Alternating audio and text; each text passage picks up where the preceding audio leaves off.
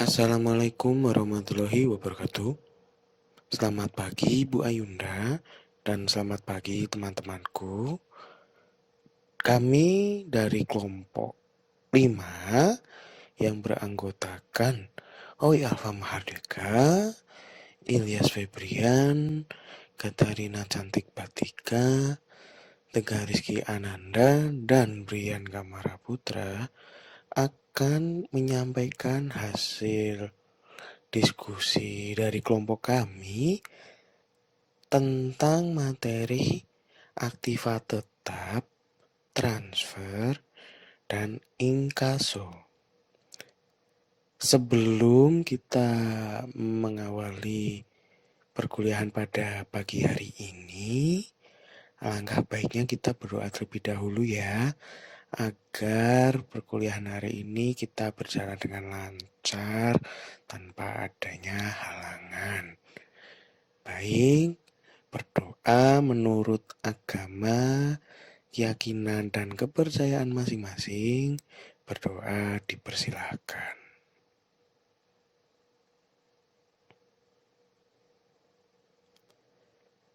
Berdoa selesai. Baik, kepada teman-teman, silakan disimak. Selanjutnya ada anggota dari kelompok kami. Yang pertama ada Oi Alfa Mahardika. Yang kedua ada Ilyas Febrian. Yang ketiga ada Katarina Cantik Batika. Yang keempat saya sendiri Tegar Rizky Ananda. Dan yang kelima Brian Kamara Putra. Yang pertama, saya akan membahas tentang aktiva tetap. Pengertian aktiva tetap. Aktiva tetap adalah aktiva berwujud yang diperoleh dalam bentuk siap pakai atau dibangun terlebih dahulu, yang digunakan dalam operasional bank. Tidak dimaksudkan untuk dijual dalam rangka kegiatan normal bank dan mempunyai masa manfaat lebih dari 1 tahun. Aktiva tetap juga merupakan aktiva tidak produktif, sehingga jumlahnya perlu dibatasi, atau pada umumnya jumlahnya sangat relatif kecil dibandingkan aktiva pada produktif bank. Pengadaan aktiva tetap bisa dilakukan oleh kantor pusat maupun kantor cabang. Contoh aktiva tetap adalah gedung, kantor, tanah, dan kendaraan. Pengeluaran untuk memperoleh aktiva tetap. Yang pertama, pengeluaran modal merupakan pengeluaran untuk memperoleh manfaat yang akan dirasakan lebih dari satu periode akuntansi. Contohnya, pembayaran untuk pembelian kendaraan dan biaya balik nama. Yang kedua, ada pengeluaran pendapatan. Pengertiannya, pengeluaran yang dilakukan untuk memperoleh manfaat yang hanya bisa dirasakan dalam periode akuntansi yang bersangkutan. Contoh, pembelian oli, bensin, dan reparasi. Perolehan aktiva tetap. Yang pertama, perolehan aktiva tetap melalui pembelian. Pembelian aktiva bisa dilakukan secara tunai maupun secara kredit. Pembelian aktiva tetap yang relatif besar umumnya akan mendapatkan diskon atau potongan harga. 1. Pembelian secara tunai. Bank akan membayar besar harga perolehan titik pembelian. Bisa dilakukan atau dibayar oleh kantor pusat maupun kantor cabang. Ada pula pembelian aktiva tetap secara gabungan. Misalnya, kita sedang membeli tanah beserta bangunannya yang berdiri di atasnya. Bila hal ini terjadi, maka perlu dilakukan oleh kasih harga perolehan yang didasarkan pada perbandingan nilai wajar masing-masing aktiva. Yang kedua, pembelian secara kredit. Perolehan aktiva tetap secara kredit akan menimbulkan biaya bunga titik. Untuk itu, perlu dipisahkan antara pengeluaran modal dengan pengeluaran pendapatan. Biaya bunga merupakan pengeluaran pendapatan sehingga tidak dikapitalisasikan dalam harga perolehan aktiva. Biaya bunga harus dicatat tersendiri. Contoh pada pembelian secara tunai. dibeli tanah berikut. Gedung yang berdiri di atasnya seharga 500 juta, biaya notaris 12.500.000, biaya perantara 25 juta. Berdasarkan perkiraan konsultan jasa penilai bahwa harga tanah 400 juta, sedangkan harga gedung 120 juta. Pembelian ini dilakukan secara tunai. Ini contoh pada tabelnya dan pencatatan transaksi tersebut. Yang berikutnya ada contoh pembelian secara kredit. Bank Bisnis Indonesia membeli aktiva tetap berupa mobil secara kredit kepada PT Mitra Usaha seharga 450 juta. Down payment ditentukan 200 juta secara tunai. Bunga 9% per tahun flat. Jangka waktu 1 tahun. Persetujuan dilakukan pada 3 Maret 2017 dan realisasi pembelian kredit secara kredit pada tanggal 6 Maret 2017. Angsuran pokok dan bunga dilakukan pada setiap awal bulan. Rincian angsuran pokok dan bunga seperti tampak pada tabel 20.1. Pada tabel tersebut sudah dijelaskan dan di sana terdapat pencatatannya juga. Contoh pada pembelian secara tunai.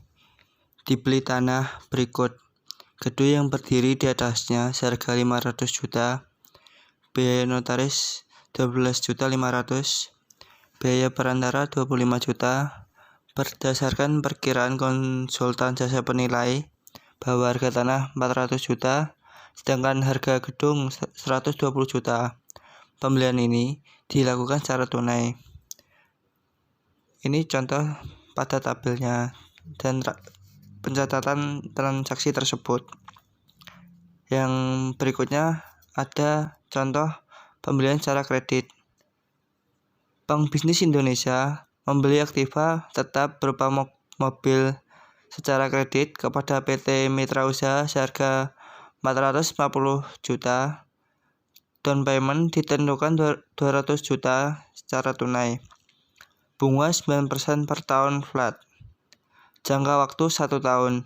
Persetujuan dilakukan pada 3 Maret 2017 dan realisasi pembelian kredit secara kredit pada tanggal 6 Maret 2017. Angsuran pokok dan bunga dilakukan pada setiap awal bulan. Rincian angsuran pokok dan bunga seperti tampak pada tabel 20.1. Pada tabel tersebut sudah dijelaskan dan di sana terdapat pencatatannya juga. 2. Perolehan aktiva tetap melalui pertukaran dengan surat berharga. Dengan cara ini, aktiva tetap yang diperoleh dinilai sebesar nilai wajar. Bila tidak diperoleh nilai wajar aktiva tetap, maka didasarkan pada nilai pasar sekuritas, tidak jadi tergantung. Nilai pasar sekuritas dengan nilai nominal dicatat sebagai aglo atau disaglo. Aglo sekuritas ini adalah selisih nilai pasar sekuritas di atas nilai nominal. Sedangkan disaglo sekuritas adalah selisih nilai pasar sekuritas di bawah nilai nominal sekuritas. Sekuritas yang dapat dipertukarkan misalnya saham obligasi. Terdapat contoh, Bank ABC membeli sebidang tanah seluas 500 meter persegi dengan cara ditukar dengan saham biasa 10.000 lembar. Harga kurs pada saat pertukaran 102%. Maka pencatatan transaksi ini adalah terdapat rekening di debit aktiva tetap dan inventaris tanah sebesar 1.020.000.000. Sedangkan kredit saham biasa 1 miliar, sedangkan kredit agi saham 20 juta. Yang ketiga, pertukaran aktiva tetap dengan aktiva yang tidak sejenis. Artinya, aktiva yang berbeda fungsinya selain sekuritas. Perbedaannya bukan dilihat dari fisik. Titik perlakuan akuntansinya adalah pertukaran aktiva tetap dinilai sebesar nilai wajar, dan aktiva yang diperoleh, atau aktiva yang diserahkan tergantung mana yang lebih layak berdasarkan bukti atau data yang tersedia. Titik perbedaan tersebut digunakan pada tanggal transaksi, harus dicatat sebagai laba atau rugi pertukaran. Yang selanjutnya yaitu pertukaran aktiva tetap dengan aktiva yang sejenis. Perlakuan akuntansinya, untuk aktiva tetap yang diperoleh melalui transaksi pertukaran aktiva non-moneter dinilai sebesar nilai wajar dari aktiva yang diperoleh atau aktiva yang diserahkan yang lebih layak berdasarkan data atau bukti yang tersedia. Perbedaan antara nilai buku aktiva yang diserahkan dengan nilai wajar aktiva yang diterima dalam hal terjadi kerugian, maka langsung diakui. Sedangkan bila terjadi laba, harus ditangguhkan terlebih dahulu. Baik, untuk contohnya, yang pertama, contoh yang menimbulkan laba tapi tidak menimbulkan penerimaan uang. Sebuah mobil sedan A seharga 120 juta rupiah dan telah disusun sebesar 40 juta rupiah ditukar dengan mobil sedan B seharga 100 juta rupiah, maka laba pertukaran diperhitungkan dari harga mobil A dikurangi harga buku sedan B, yaitu 100 juta dikurang dalam kurung 120 juta rupiah dikurang 40 juta rupiah, yaitu sama dengan 20 juta rupiah. Nah, jurnal untuk transaksi ini adalah debitur aktiva tetap dan inventaris mobil B di debit 80 juta rupiah, debitur akumulasi depresiasi mobil A di debit 40 juta rupiah, serta kreditur aktiva tetap dan inventaris mobil A di kredit 120 juta rupiah. Nah, contoh yang B, contoh yang menimbulkan kerugian, yaitu sebuah mobil Toyota Kijang lama seharga 40 juta rupiah yang telah disusut sebesar 10 juta rupiah ditukar dengan Toyota Kijang baru. Harga mobil Kijang baru yaitu 150 juta rupiah. Dalam pertukaran ini, bank menyerahkan pembayaran tunai sebesar 130 juta rupiah. Perhitungan rugi pertukaran adalah harga tunai Kijang baru dikredit sebesar 150 juta rupiah, penyerahan uang tunai di debit sebesar 130 juta rupiah, harga buku Kijang lama yaitu 40 juta rupiah dikurang 10 juta rupiah di debit menjadi 30 juta rupiah, nilai aset yang diserahkan sebesar 160 juta rupiah yang terletak di kredit, rugi pertukarannya sebesar 10 juta rupiah. Jurnalnya, debitur aktiva tetap dan inventaris mobil baru di debit sebesar 150 juta rupiah, debitur akumulasi depresiasi mobil lama sebesar 10 juta rupiah di debit, debitur rugi pertukaran sebesar 10 juta rupiah di debit, kreditur aktiva tetap dan inventaris mobil lama di kredit sebesar 40 juta, kreditur kas di kredit sebesar 130 juta rupiah. Yang selanjutnya, perolehan aktiva tetap melalui pembuatan sendiri. Untuk memperoleh aktiva tetap dan inventaris, suatu bank dapat membuat sendiri. Biaya-biaya yang timbul dan menjadi komponen harga perolehan adalah bahan baku, biaya tenaga kerja, dan biaya overhead. Untuk biaya overhead bisa dibebankan berdasarkan tarif atau berdasarkan kenaikan atau tambahan biaya overhead akibat pembuatan aktiva tersebut. Yang terakhir yaitu perolehan aktiva tetap dari sumbangan atau hibah atau hadiah. Perlakuan akuntansinya agak menyimpang dari prinsip-prinsip akuntansi yang berlaku umum di Indonesia. Setiap pencatatan aktiva dari hibah atau hadiah sebesar harga pasarnya. Tetapi bila untuk memperoleh aktiva ini perlu pengorbanan, maka bank hanya akan menerima nilai bersihnya saja. Contohnya, Bank ABC menerima hibah dari pemerintah berupa tanah dan gedung. Harga pasar tanah sebesar 400 juta rupiah. Harga gedungnya sebesar 200 juta rupiah. Maka pencatatannya adalah debitur aktiva tetap dan inventaris tanah di debit 400 juta, debitur aktiva tetap dan inventaris gedung di debit sebesar 200 juta rupiah, Kreditur modal hibah dikredit sebesar 600 juta rupiah. Kalau untuk menerima hibah atau hadiah itu, bank mengeluarkan biaya sebesar 50 juta rupiah. Maka pencatatannya adalah debitur aktiva tetap dan inventaris tanah didebit sebesar 400 juta rupiah. Debitur aktiva tetap dan inventaris gedung didebit sebesar 200 juta rupiah. Kreditur modal hibah dikredit sebesar 550 juta rupiah. Kreditur kas sebesar 50 juta rupiah dikredit. Yang selanjutnya yaitu pencatatan biaya untuk menggunakan aktiva tetap. Biaya merupakan pengeluaran pendapatan sehingga dibukukan tersendiri. Biaya-biaya yang dimaksud misalnya biaya reparasi dan pemeliharaan, biaya penggantian yang relatif kecil, dan sebagainya. Khusus biaya penggantian yang relatif besar, maka harus diperhitungkan nilai komponen aktiva tetap yang diganti. Nilai yang diganti tersebut harus dikeluarkan dahulu dari buku dan kemudian memasukkan atau mencatat nilai penggantian yang baru ke dalam buku. Contohnya, bank telah melakukan penggantian salah satu bagian mobil yang telah disusut 80%. Sebuah suku cadang sekitar 10% diganti dengan harga 50 juta rupiah secara tunai. Sementara harga mobil pada waktu itu sebesar 400 juta rupiah. Pencatatannya, debitur akumulasi penyusutan aktiva tetap mobil didebit sebesar 32 juta rupiah. Debitur rugi penggantian didebit sebesar 8 juta rupiah. Kreditur aktiva tetap mobil dikredit sebesar 40 juta rupiah. Lalu, debitur aktiva tetap mobil dikredit sebesar 50 juta rupiah. Kreditur kas dikredit sebesar 50 juta rupiah. Perhitungannya, harga perolehan suku cadang diganti 10% dikali 400 juta rupiah, jumlahnya 40 juta rupiah.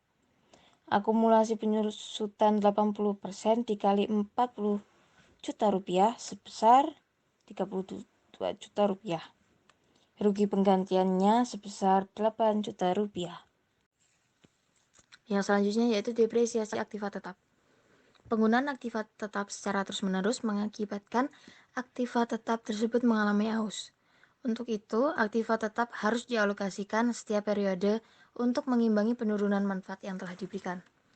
Depresiasi aktiva tetap ini dilakukan oleh bank karena yang pertama, dipandang dari faktor fisik, aktiva tetap tersebut dipakai terus-menerus sehingga aus, baik karena umur atau karena kerusakan. Dilihat dari segi fungsionalnya, faktor ini dikaitkan dengan ketidakmampuan untuk memenuhi produktivitas sehingga perlu diganti atau memang adanya perkembangan teknologi yang menuntut sehingga aktiva tersebut harus diganti.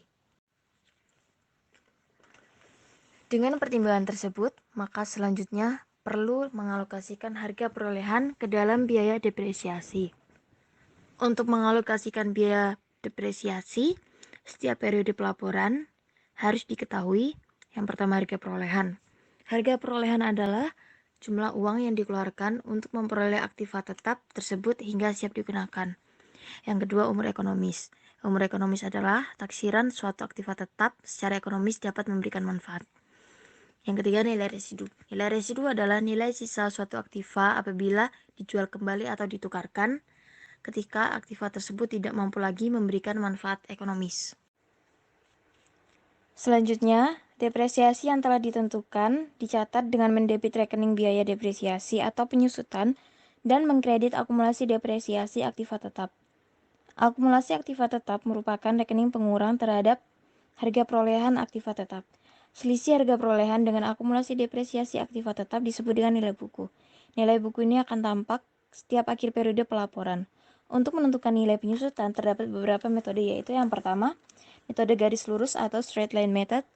Di sini bank akan menghitung depresiasi setiap periode dengan jumlah yang sama, dengan rumus sebagai berikut. Lalu yang kedua, metode jam jasa atau service hours method. Di sini diasumsikan bahwa aktiva tetap yang bersangkutan akan lebih cepat rusak kalau digunakan secara penuh. Beban depresiasi di sini sangat tergantung pada jumlah jam kerja yang digunakan. Rumusnya adalah sebagai berikut. Yang ketiga, metode jumlah angka tahun atau sum of years digit method. Di sini diasumsikan bahwa aktiva tetap yang baru akan dapat digunakan dengan lebih efisien dibandingkan dengan aktiva tetap yang lebih lama atau yang lebih tua? Yaitu kita masuk ke jasa pengiriman uang atau transfer ya. Transfer itu sendiri adalah perpindahan dana antar rekening dari suatu bank ke bank sendiri atau bank kita,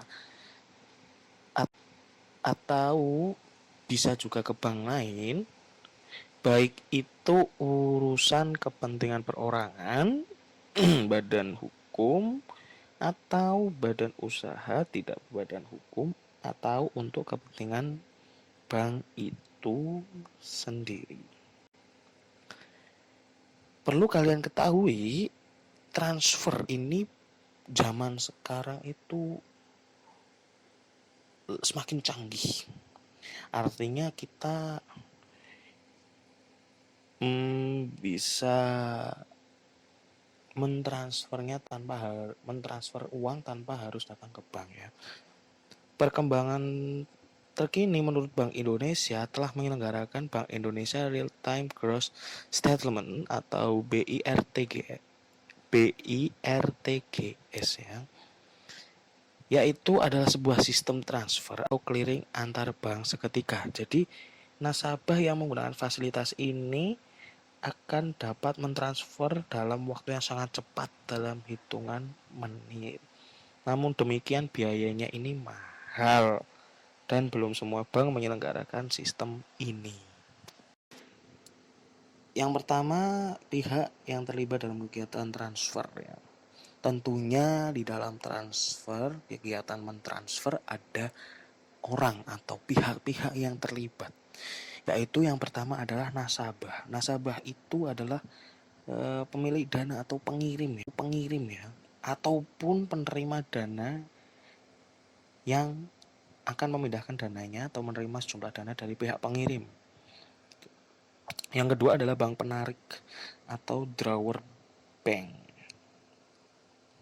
Ya. Ini adalah bank pelaku transfer atau bank yang menerima dana dan amanah dari nasabah untuk ditransfer kepada drawi atau bank tertarik yang kemudian diserahkan kepada penerima dana. Yang ketiga adalah bank tertarik atau drawi bank ya, yaitu bank yang menerima transfer masuk dari drawer bank untuk diteruskan atau dibayarkan kepada penerima. Dan yang keempat yaitu beneficiary, yaitu adalah pihak akhir yang menerima dana transfer dari drawi bank. Kemudian ada juga jenis transfer nih. Transfer ini dibagi menjadi dua, yaitu transfer keluar atau outgoing transfer dan transfer masuk incoming transfer. Transfer keluar ini yaitu pengiriman uang atas perintah nasabah dari bank tertentu untuk keuntungan pihak lain pada bank lain atau cabang bank sendiri. Lalu untuk transfer masuk yaitu pengiriman uang yang diterima dari cabang lain, bank sendiri atau dari bank lain untuk keuntungan nasabah sendiri atau penerima dana bank sendiri. Lalu selanjutnya yaitu kegiatan pengiriman uang dan prinsip mengenal nasabah. Know your customer atau KYC ya. Kegiatan transfer dana ini memiliki risiko bagi bank. Oleh karena itu harus dikendalikan sedini mungkin minimal melalui penerapan prinsip mengenal nasabah. Prinsip mengenal nasabah sendiri adalah prinsip yang ditetapkan oleh penyelenggara untuk mengetahui apakah lain identitas pengirim atau penerima, memantau kegiatan usaha pengiriman uang, dan melaporkan transaksi yang mencurigakan. Terkadang ada tuh yang transfer yang penipuan gitu, jadi perlu yang namanya mengenal nasabah. Baik, selanjutnya kita masuk ke tata cara penerapan prinsip mengenal nasabah. Tentunya ada pengenalan nih terhadap nasabah. Nah, salah satunya ini adalah penelitian identitas nasabah. Biasanya dalam penelitian identitas nasabah ini dibagi menjadi dua nih. Ada perusahaan, ada perorangan dan ada perusahaan. Nah, di perorangan sendiri ini biasanya itu untuk memperlihatkan KTP, SIM, atau paspor. Yang kedua, itu meneliti bahwa nasabah telah sesuai dengan identitas nasabah. Antara lain biasanya wajah, ya, wajah pengirim atau penerima dengan foto yang ada atau tanda tangan. Lalu bagaimana jika di perusahaan? Perusahaan itu biasanya memperlihatkan identitas, ya, seperti ya apapun, identitas apapun, juga NPWP. Kemudian yang kedua itu meneliti bahwa nasabah telah sesuai dengan identitas nasabah. Dalam hal ini nasabah tidak dapat menunjukkan bukti atau identitas, nasabah tidak sesuai dengan data yang tertulis dalam formulir pengiriman atau data penerimaan dan atau petugas penyelenggara kegiatan usaha pengiriman uang meragukan keaslian kebenaran dari identitas nasabah, maka transaksi itu tidak boleh dilakukan, ya, karena kan tidak sesuai dengan data-data yang ada, kan takut terjadi ada penipuan. Selain itu, dari yang satu tadi, pengenalan terhadap nasabah, itu ada lagi nih, yaitu bagian pencatatan transaksi. Biasanya ini sekurang-kurangnya ada dua. Kalau di perorangan, yang pertama ada nama dan alamat nasabah, yaitu tempat tanggal lahir, pekerjaan, kewarganegaraan, nomor bukti identitas, nilai transaksi, dan tanggal transaksi. Kemudian untuk yang di perusahaan itu ada nama dan alamat nasabah, bidang usaha, nomor izin usaha, NPWP, nilai transaksi, dan tanggal transaksi. Kemudian dalam tata cara penerapan prinsip pengenalan nasabah ini, dalam yang tadi pertama sudah saya jelaskan, itu yang ketiga ada penyimpanan dokumen transaksi, ya. Jadi data dan dokumen mengenai transaksi sebagaimana dimaksud pada penjelasan yang B yang mengenai pencatatan transaksi itu harus ditata usahakan oleh penyelenggara sesuai dengan ketentuan yang mengatur mengenai dokumen perusahaan. Jadi biasanya itu sebagai bukti, ya, biar apakah ini penipuan atau bukan, seperti itu, ya. Lalu kemudian dari tata cara ini ada yang kedua nih. Tadi kan yang pertama, ini yang kedua, yaitu contoh transaksi yang mencurigakan nih. Biasanya kan dalam pengenalan mengenai nasabah tentu sudah mengenal transaksi yang mencurigakan. Itu biasanya yang pertama adalah pengiriman uang tanpa disertai identitas yang jelas dan pengirim dan atau penerima. Jadi kita tidak tahu nih mau uang ini mau dikirimkan kemana. Nah, biasanya ini terjadi kasus penipuan seperti itu, ya. Kadang tuh ada tuh yang XXXXX atau nama siapa nggak jelas gitu. Lalu yang kedua, pengiriman uang tidak sesuai atau menyimpang dari profil, karakteristik, atau kebiasaan pola transaksi dari nasabah yang bersangkutan. Dan yang ketiga, uang yang dikirim diduga berasal dari hasil tindak pidana. Kadang ada tuh beberapa pentransfer atau yang mentransfer itu yang dia dari kasus korupsi mungkin, ya. Jadi ini sangat-sangat mencurigakan, ya. Yang selanjutnya ada akuntansi transfer keluar. Transfer keluar akan dilakukan setelah seluruh setoran efektif. Setoran transfer dapat berupa setoran tunai, pendapatan rekening koran atau giro, pencairan tabungan, deposito, warkat lain yang disetujui. Nah, setoran-setoran yang berupa warkat ini akan ditagihkan atau diinkasokan atau dikliringkan terlebih dahulu. Bila seluruh dana sudah efektif, maka transfer dilakukan.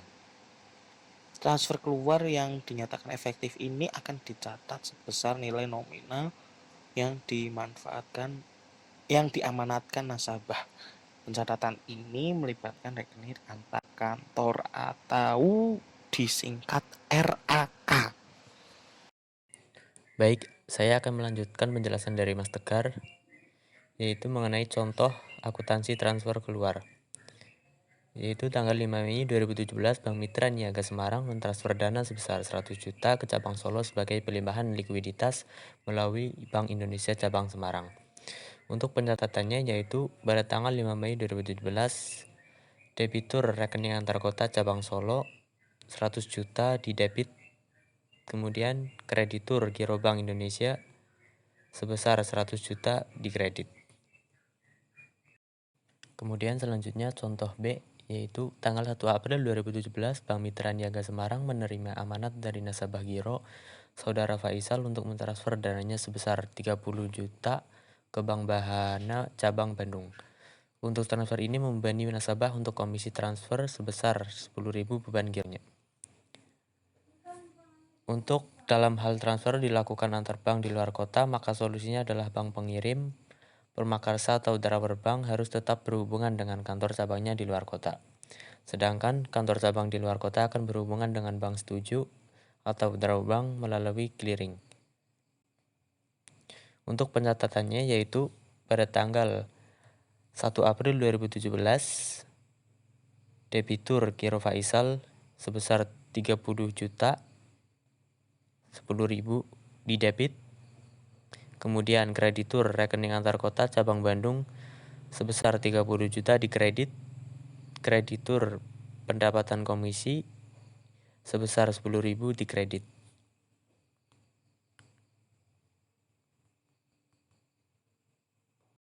Kemudian selanjutnya contoh C yaitu tanggal 15 Mei 2017, nasabah Giro bernama Amin memberikan amanat kepada Bank Mitra Niaga Semarang untuk mentransfer dana yang ditujukan kepada saudara Diana, nasabah Bank Mitra Niaga cabang Cirebon sebesar 50 juta.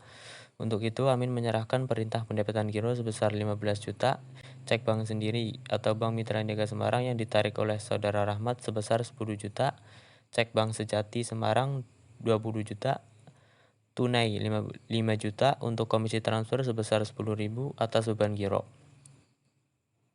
Clearing dinyatakan efektif hari ini.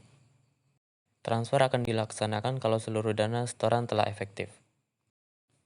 Untuk pencatatannya yaitu pencatatan saat clearing 1.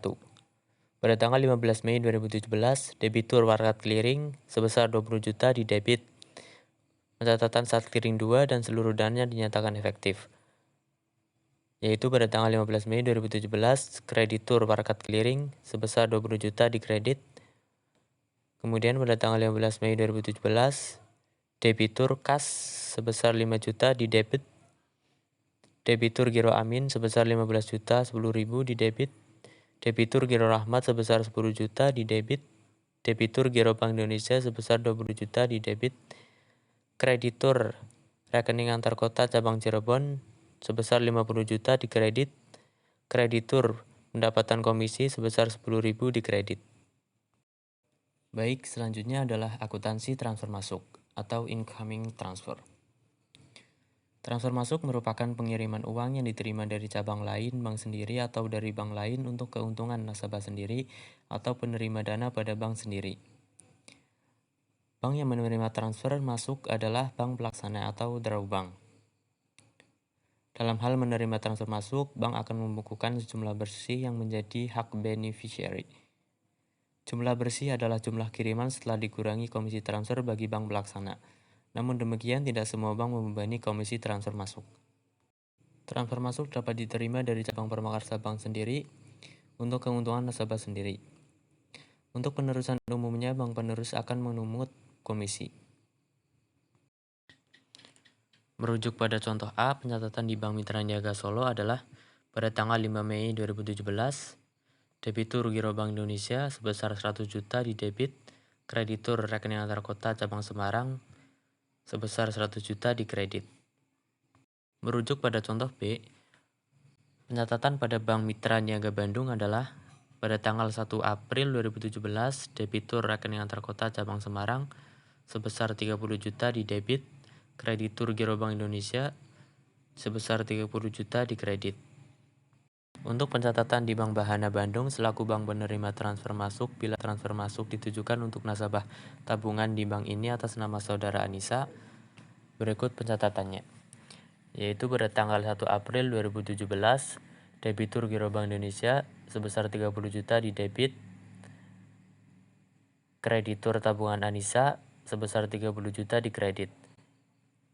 Untuk contoh CEP, transfer masuk yang diterima oleh Bank Mitra Niaga Cirebon adalah pada tanggal 15 Mei 2017, debitur rekening antar kota cabang Semarang sebesar 50 juta di debit, kreditur Giro Diana sebesar 50 juta di kredit.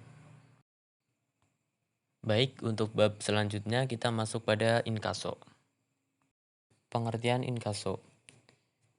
Inkaso atau collection adalah jasa perbankan yang melibatkan pihak ketiga dalam rangka penyelesaian tagihan berupa warkat atau surat berharga yang tidak dapat diambil alih atau dibayarkan segera kepada si pemberi amanat untuk keuntungannya. Dengan kata lain, transaksi inkaso di sini adalah penagihan cek atau biliet giro oleh suatu bank yang berada di suatu wilayah clearing atau kota tertentu kepada bank penerbit yang berada di wilayah clearing atau kota yang berbeda. Hal ini terjadi karena pelaku ekonomi merupakan nasabah bank yang berada dalam wilayah clearing atau kota yang berbeda. Di dalam inkaso sering dikenal adanya bank pemrakarsa dan bank pelaksana. Bank pemrakarsa sendiri adalah bank yang menerima warkat dari pihak ketiga untuk ditagihkan dan hasilnya untuk keuntungan pihak ketiga tersebut. Sedangkan untuk bank pelaksana adalah bank yang melaksanakan penagihan atau pembebanan kepada pihak ketiga atas amanat dari cabang atau bank pemrakarsa dan hasilnya untuk keuntungan pihak ketiga nasabah bank pemrakarsa. Kemudian yaitu ada jenis inkaso. Jenis inkaso dapat dibedakan menjadi dua. Yang pertama, inkaso dengan warkat tanpa lampiran, yaitu warkat inkaso yang digunakan untuk melakukan inkaso tanpa dilampiri dokumen apapun. Contohnya yaitu seperti cek, biliet giro, ataupun surat berharga. Yang kedua yaitu inkaso dengan warkat berlampiran, yaitu warkat inkasonya harus dilampiri dokumen-dokumen pendukung. Contohnya seperti kwitansi, faktur, polis asuransi, atau surat-surat lain yang disetujui bank.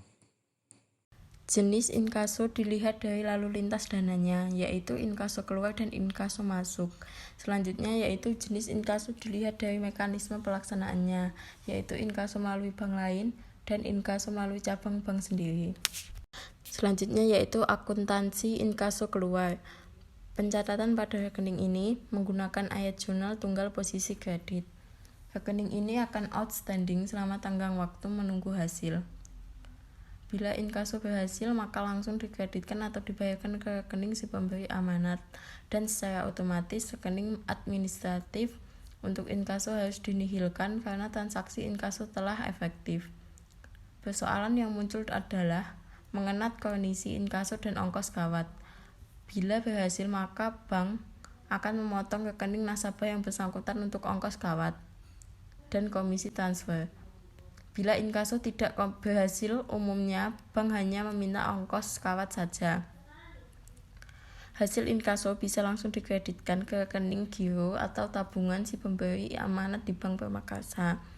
Bila hasil inkaso untuk diberikan kepada bukan nasabah, maka bank harus mencatat terlebih dahulu pada rekening administratif berkat inkaso yang dibayar.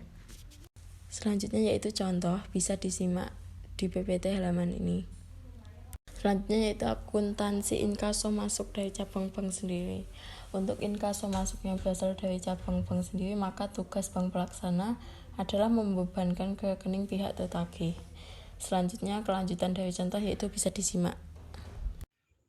Selanjutnya yaitu transaksi inkaso antar bank via kantor cabang bank sendiri. Contohnya bisa kalian lihat di dalam video ini. Yang pertama contohnya yaitu pada tanggal 15 Mei 2018, nasabah Bank A di Jakarta bernama Y telah menjual barang-barang elektronik kepada X, nasabah Bank B Surabaya. Total transaksi senilai 500 juta. Pada hari itu juga, X menarik cek mundur untuk membayar kepada Y yang bisa dicairkan pada tanggal 20 Mei 2018. Tanggal 20 Mei 2018, Saudara Y setor ke Bank A untuk keuntungan gironya berupa cek Bank B Surabaya yang ditarik oleh X senilai 500 juta. Pencatatan di Bank A pada saat menerima setoran Warkat Inkanso adalah sebagai berikut. Bisa di-pause videonya. Kemudian, atas dasar setoran cek tersebut, kemudian Bank A Jakarta selanjutnya mengirimkan cek atau BG tersebut via ekspedisi ke kantor cabangnya di Surabaya untuk dikliringkan. Bila Bank A cabang Surabaya telah menginformasikan bahwa cek telah divalidasi oleh Bank B Surabaya dan dinyatakan efektif melalui clearing, maka Bank A Jakarta segera membukukan hasilnya ke rekening Saudara Y. Setelah dipotongi komisi inkanso, komisi inkansonya yaitu 1 juta. Misal, pada tanggal 21 Mei 2018, dana dinyatakan efektif oleh Bank A Surabaya, maka pencatatan jurnal di Bank A Jakarta adalah sebagai berikut. Bisa di-pause videonya dan dilihat pencatatan jurnalnya. Selanjutnya, transaksi inkanso antar bank via kantor cabang bank sendiri, yaitu contohnya transaksi inkanso bila bank pemrakarsa tidak mempunyai cabang di wilayah clearing bank tertuju. Bila Bank A tidak mempunyai cabang di Surabaya, maka bisa minta bantuan ke Bank C Jakarta sebagai bank koresponden yang memiliki cabang di Surabaya. Dengan demikian, untuk kasus di atas, ketika Bank A menerima setor Warkat Inkanso, langsung menginkansokan ke Bank C Jakarta melalui clearing. Dengan demikian, transaksi ini akan melibatkan Bank A Jakarta, Bank C Jakarta, Bank C Surabaya, dan Bank B Surabaya. Untuk pencatatan di Bank A Jakarta, itu penerimaan warkat untuk diinkansokan melalui clearing dengan Bank C Jakarta dicatat pada rekening administratif yang dapat dilihat dalam video ini. Untuk teman-teman bisa pause videonya dan bisa melihat mengenai pencatatan pada rekening administratif. Kemudian, untuk ketika inkanso dinyatakan efektif oleh Bank C Jakarta, itu juga ada pencatatannya sebagai berikut. Bisa kalian pause. Dan kemudian pencatatan di Bank C Surabaya pada saat clearing penyerahan atau penagihan, itu bisa kalian lihat juga di dalam video ini. Selanjutnya untuk dana dinyatakan efektif oleh BI Surabaya atau Bank B Surabaya. Jurnal di balik Bank C Surabaya bisa kalian lihat di dalam video ini. Kemudian pencatatan di Bank B Surabaya juga bisa kalian lihat di dalam video ini. Terima kasih. Selanjutnya kami membuka 5 pertanyaan untuk sesi diskusi. Silahkan kepada teman-teman yang ingin ditanyakan, bisa ditanyakan di grup Telegram. Dan saya ingin meminta maaf apabila dari kelompok kami ada kekurangan dan kesalahan yang ada. Kami mohon maaf sebesar-besarnya. Terima kasih. Selamat pagi. Wassalamualaikum warahmatullahi wabarakatuh.